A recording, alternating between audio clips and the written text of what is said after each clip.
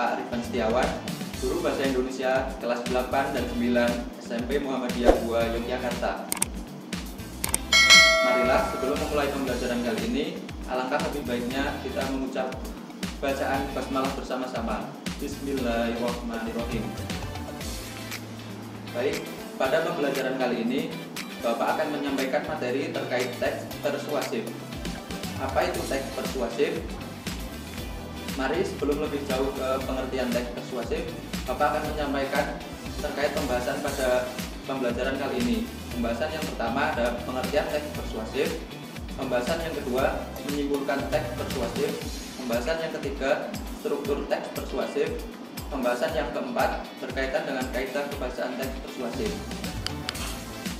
Menurut Kamus Besar Bahasa Indonesia, persuasif berarti bersifat membujuk secara halus atau supaya menjadi yakin.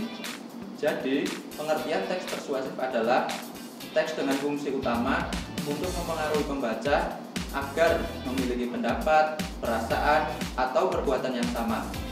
Dalam teks persuasif ada beberapa ajakan-ajakan. Ajakan-ajakan dalam teks persuasif yaitu ada dua. Yang pertama, ajakan tersurat. Yang kedua, ajakan tersirat. Dalam ajakan tersurat maksudnya yaitu ajakan yang secara langsung atau ajakan yang tertulis dalam teks. Contohnya, ada kata harus, sebaiknya, jangan, hindarilah, dan sebagainya. Kemudian, untuk ajakan tersirat yaitu ajakan tidak langsung atau ajakan yang tersembunyi di balik pernyataan. Jadi, dalam ajakan tersirat, nantinya pembaca harus menyimpulkan sendiri ajakan-ajakan apa yang terdapat dalam teks persuasif. Menyimpulkan teks persuasif. Adapun langkah-langkah dalam menyimpulkan teks persuasif ada 4. Yang pertama, membaca keseluruhan teks. Dalam membaca keseluruhan teks, nantinya pembaca dapat menemukan gagasan umum dalam teks. Mencatat bagian-bagian penting. Poin yang kedua yaitu mencatat bagian-bagian penting. Bagian-bagian penting dalam teks bisa terletak di awal atau di akhir paragraf. Poin yang ketiga yaitu paragraf saling berkaitan. Maksud dari paragraf saling berkaitan di sini yaitu dapat memahami hubungan logis antar bagian. Kemudian merumuskan simpulan akhir. Dalam merumuskan simpulan akhir di sini harus ringkas dan jelas. Struktur teks persuasif. Struktur teks persuasif di sini ada 4 poin penting. Bagian struktur teks persuasif yang pertama yaitu mengenai pengenalan isu. Apa itu pengenalan isu?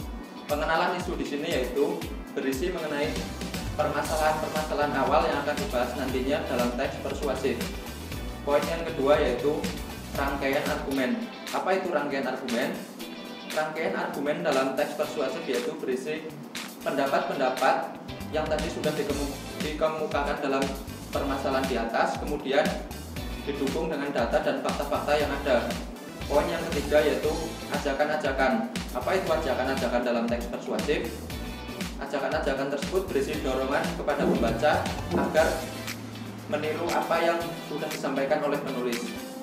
Poin yang keempat yaitu penegasan kembali. Penegasan kembali di sini berarti simpulan atau rangkuman. Fungsi dari penegasan kembali di sini yaitu untuk menegaskan apa argumen-argumen yang sudah disampaikan penulis di atas tadi. Selanjutnya berkaitan dengan kaidah kebahasaan teks persuasif. Poin yang pertama, kaidah kebahasaan teks persuasif yaitu menggunakan kata-kata teknis atau peristilahan yang berkenaan dengan topik yang dibahas. Misalnya, jika kita membahas teks yang berkenaan dengan permasalahan remaja, maka kata-kata yang biasa digunakan yaitu ada kata internet, teknologi, reproduksi, dan sebagainya. Yang kedua, menggunakan kata-kata penghukum argumentatif seperti kata sebab, karena, jika, dengan demikian, oleh karena itu. Kemudian yang ketiga, menggunakan kata rujukan dalam pemaparan fakta seperti berdasarkan itu, merujuk pada pendapat.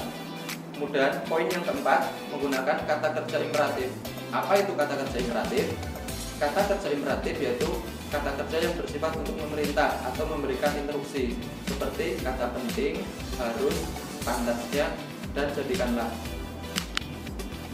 Demikian pemaparan materi yang dapat Bapak sampaikan pada kali ini. Semoga anak-anak semua dapat mempelajarinya dengan baik. Terima kasih kepada anak-anak yang sudah memahami pembelajaran pada pertemuan kali ini. Cukup sekian dari Bapak. Marilah kita sebelum mengakhiri pembelajaran kali ini, kita mengucap bacaan hamdalah bersama-sama. Alhamdulillahirabbil alamin. Terima kasih dari Bapak. Jangan lupa selalu menjaga kesehatan, memakai masker, mencuci tangan, dan menjaga jarak.